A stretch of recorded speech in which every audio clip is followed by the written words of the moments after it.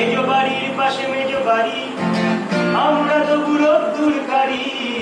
ধুলো বাড়ির পর বালি ধুলো, হঠাৎ খাওয়া তোর ঠোঁট ছুলো, সে তো চাইবেই অস্ফুটে তুমি বলে।